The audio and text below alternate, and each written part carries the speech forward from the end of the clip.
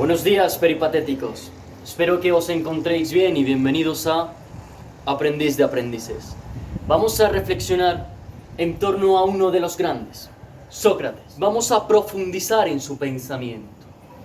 Y para ello, vamos a iniciar con la siguiente premisa. Y te pregunto, ¿te parece bien lo que te ha inculcado la religión, la política, la cultura e incluso tu propia familia? Pues Sócrates te diría: no dejéis que nadie nos imponga su manera de pensar, de ver la vida y de construirte. Eres lo suficientemente autónomo como para pensar por ti mismo y construirte a ti mismo. Sócrates fue condenado por corromper a la juventud, poner en duda la existencia de los dioses y poner en duda el sistema político. Sócrates lo único que hacía era que los jóvenes se cuestionaran a ellos mismos.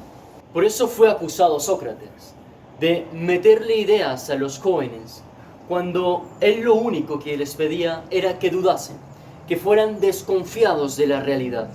Y es allí donde Sócrates nos ofrece el primer elemento de la filosofía, la duda.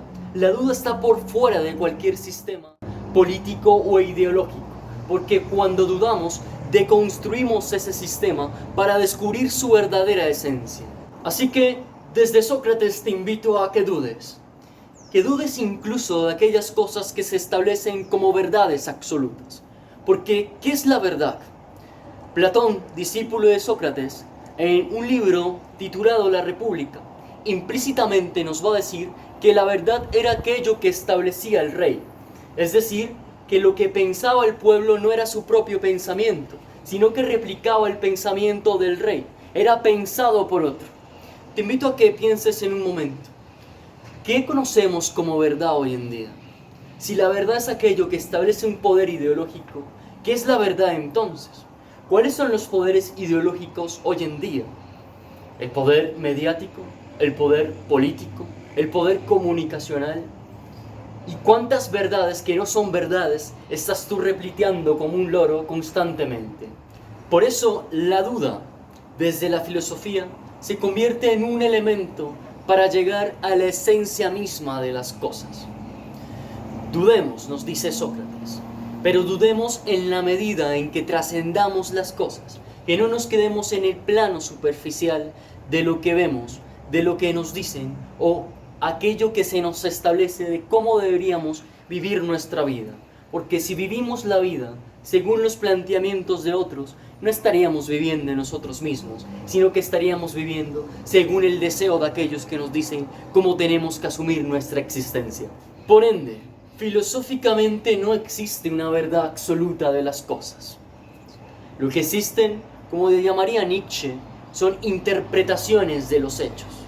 Cada interpretación está permeada por un punto de vista, por aquel que se arriesgó o aquel que interpretó ese hecho. Ahí está implícitamente el pensamiento socrático, ahí está implícitamente la filosofía, una pregunta abierta al mundo y no una respuesta absoluta que nos cierra al mundo. Es que cuando a Sócrates le dicen que es el más sabio de los atenienses, él le pregunta a otros sabios, ¿en qué consiste el saber?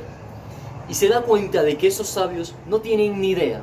Entonces él llega a la conclusión que él como mínimo sabía que no sabía nada. Solo sé que nada sé, pero estoy seguro de algo, que el no saber me permite saber constantemente. Y eso que sé no es absoluto ni definitivo, sino que se está renovando, se va replanteando constantemente.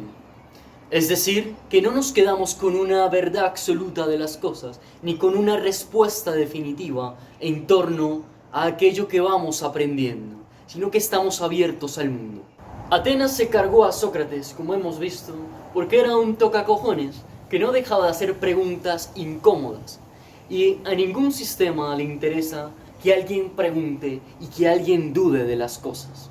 Al sistema le interesa que seamos dóciles. En otras palabras, como diría Michel Foucault, que seamos idiotas útiles. ¿Qué sistema utilizaba Sócrates para que la gente se diera cuenta de que no sabía nada?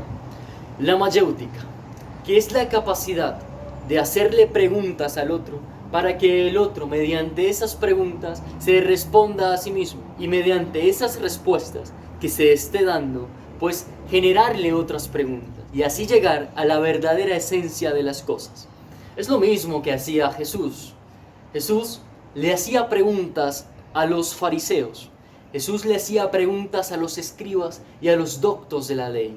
Por eso también se lo cargaron, porque incomodaba con sus preguntas y destruía o deconstruía todo el sistema de su época, religioso, político y cultural. Lo mismo hizo Sócrates. ¿Por qué la mayéutica? Mayéutica quiere decir parto. Para Sócrates el proceso del conocimiento es un proceso lento y que a veces implica dolor, implica sufrimiento. Mayéutica, aparte de significar parto, significa dar a luz. Doy a luz en la medida en que me voy respondiendo esas preguntas, pero esas respuestas me van llevando a otras preguntas. Y es allí donde el proceso del conocer, donde el proceso del trascender la vida se vuelve un proceso lento e indeterminado, de un constante aprender y desaprender lo aprendido para volver a aprender y emprender.